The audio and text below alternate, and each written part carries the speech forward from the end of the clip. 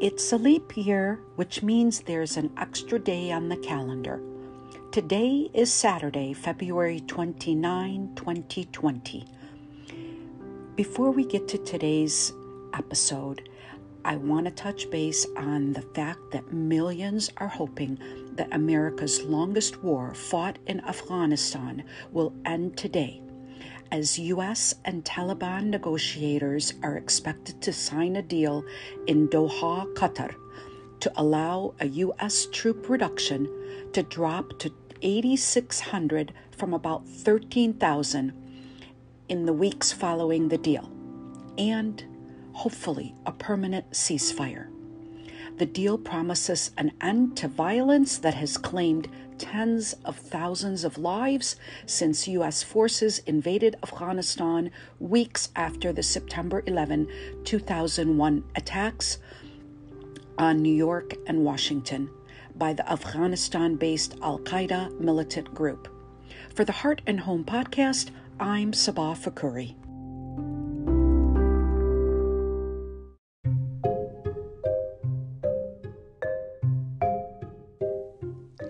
If you haven't heard about Anchor, it's the easiest way to make a podcast. Let me explain how I found out about this. It's free. It's on your app store. There's a creation tool that allows you to record and edit your podcast right now from your phone or computer. Anchor will distribute your podcast for you so it can be heard on Spotify, Apple Podcasts, and many more. You can make money from your podcast with no minimum listenership. It's everything you need to make a podcast in one place. Please, I urge you, don't waste another minute. I wasted 3 years.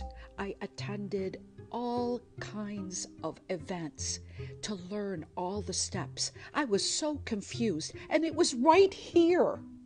Download the free Anchor app or go to anchor.fm to get started. Do it now. The first email that I opened this morning was from Anita Moorjani. I'm on her email list. If you aren't familiar with her, she's the author of the book Dying to Be Me. It's about her story of surviving cancer and returning to finish out her life here on Earth after doctors told her family she wouldn't make it through the night. In today's email, Anita breaks her silence and shares her thoughts about the coronavirus. While we believe that it is responsible to, quote, spread the truth, she says, we need to question whether we are spreading fear and panic instead. As the media focuses on the virus and how many people it's affecting, there are millions upon millions of people who are not affected by it, even though many have been exposed to it. Why are we not hearing about them? I want to be clear here that I'm not trying to make light of the situation. I know how serious it is, especially for the people working tirelessly on the front lines to get on top of this. But I will say that my focus is not on the fear. It's on supporting my physical body and immune system so that I can be resistant to this. And the first step is to stop panicking, because the level of stress can shut down the immune system. If you know about my background, this is Anita telling us who are on her email list, you will know that I used to live in Hong Kong. I was living there in 2003, back when the original SARS virus appeared. Ground zero was Hong Kong. I limited the time I went out, but I did go out. The panic had started. There were no masks to buy. There was no soap, detergent, bleach at any supermarket. They were all sold out and being hoarded by the panic buyers. And they were being sold in the secondary markets at premium prices by those who were looking to exploit the situation. We made a commitment not to buy into the panic, but we were diligent to keep our hands to ourselves, bowing and nodding at each other, replaced handshakes and hugging for a while. We spent time either at home or in open spaces. We rode the bus with the windows open if we didn't take the car. We upped our immune supplements and ate wholesome foods that nourished our bodies and strengthened our chi. We made sure to rest, exercise, and drink lots of water. We survived living at ground zero along with another 6 million people. Maybe it had something to do with our choice to turn our back to the fear instead of look into the eyes of hope. Something to think about as we turn to what has been happening with the President of the United States. Perhaps he's been trying to be more positive. But he said it again yesterday in South Carolina.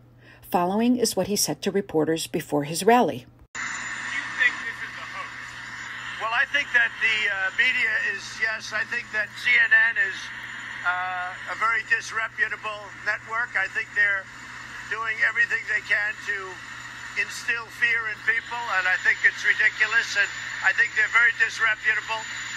And some of the Democrats are doing it the way it should be, but some of them are trying to gain political favor by saying a lot of untruths. The fact is, I made one decision that was a very important decision, and that was to close our... And here's what he said later on when he spoke at his rally in South Carolina. Now the Democrats are politicizing the coronavirus. You know that, right? Coronavirus. They're politicizing it. We did one of the great jobs. You say, how's President Trump doing? They go, oh, not good, not good. They have no clue. They don't have any clue. They can't even count their votes in Iowa. They can't even count. So do you think that that's true? What do you think about that? I mean, is it something that we shouldn't worry about? It's all turning. Think of it. Think of it. And this is their new hoax. But, you know, we did something that's been pretty amazing. We're 15 people in this massive country. And because of the fact that we went early, we could have had a lot more than that. We're doing great. Our country is doing so great. We are so unified. We are so... Meanwhile, the AP said the coronavirus outbreak's impact on the world impact grew more alarming on Saturday, even as President Donald Trump denounced criticisms of his response to the threat as a, quote, hoax cooked up by his political enemies. Vice President Mike Pence went on Rush Limbaugh's radio show yesterday to assure Americans that the threat posed by the coronavirus in the United States is, quote, low, but we're ready for whatever may come. Pence is now in charge of the administration's response. On Wednesday, Rush Limbaugh, the right-wing talk show host, said that the reporting on the coronavirus was being overhyped by Democrats and the media in an effort to hurt the president. That sounds like what President Trump has been saying. I know he listens to Limbaugh. The coronavirus is being weaponized as yet another element to bring down Donald Trump.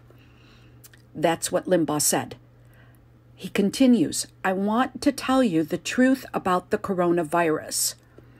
The coronavirus is the common cold. That's what Limbaugh's telling us. The media, Limbaugh said, would love for the coronavirus to be this deadly strain that wipes everybody out so they could blame Trump for it. I don't think the media thinks that at all. It is the media's duty to report what's going on. Yes, it's true that they do talk a lot about fear. They do, they hang on to that, and that's what they use to get people to watch, to listen, to keep you hanging, to keep you coming back for more. It's true. But even myself, I can't keep away from the story. I mean, I've done this several days in a row now.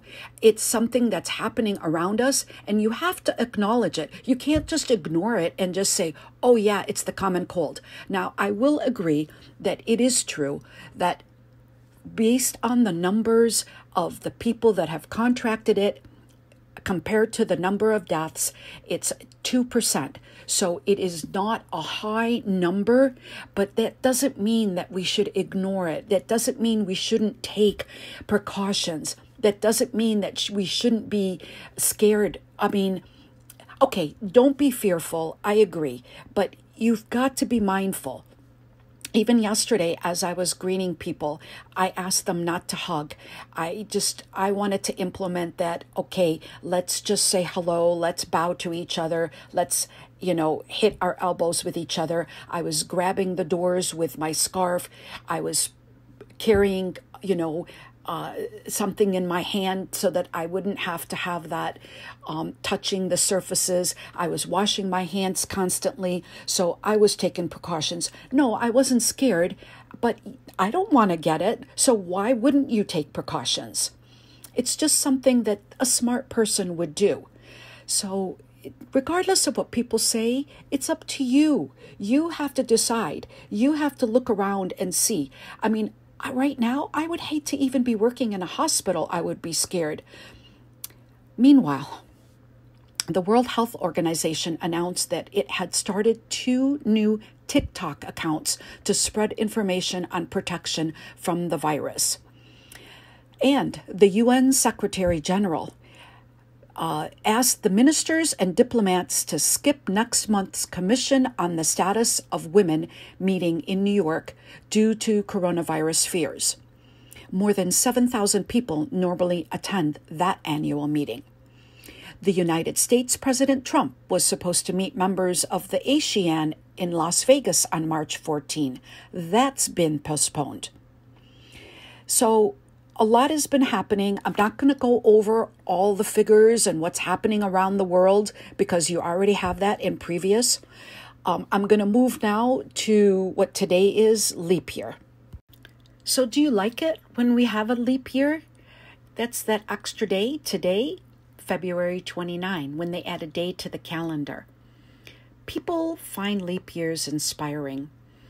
I don't know, maybe it's because you have an extra day, but really, February 29 is not an extra day. It's a mathematical attempt to make up for lost time.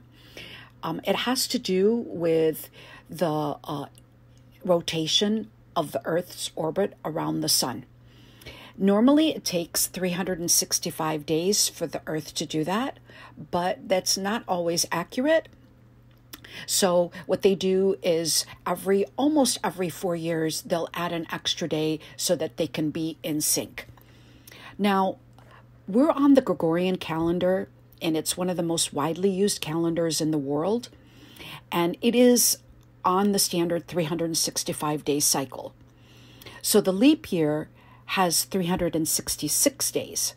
And it's an attempt at improving the accuracy of the Western Christian calendar to keep it in sync with the Earth's rotations around the sun and the fixed astronomical events, such as the equinoxes and the solstices. So that's what's happening with the fact that we have leap year. Now, leap years were introduced back, by Julius Caesar when they had the Julian calendar. And then the Gregorian calendar was added when the Italian astronomer and philosopher named after Pope Gregory, his name was Aloysius Lilius. That replaced the Julian calendar and it had stricter criteria for the leap years. The Gregorian calendar was first adopted in Italy, Poland, Portugal, and Spain in 1582. It's regarded as one of the most accurate calendars in use today.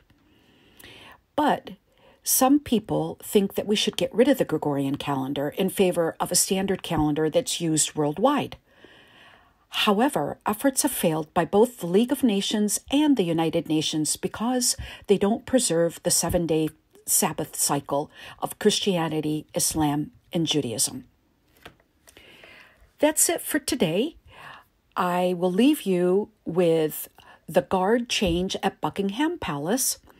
Today, the Scots Guards Band played a special Bon Jovi medley to celebrate his celebration with We Are Invictus, which was started by Prince Harry, and the palace didn't mention in their Twitter.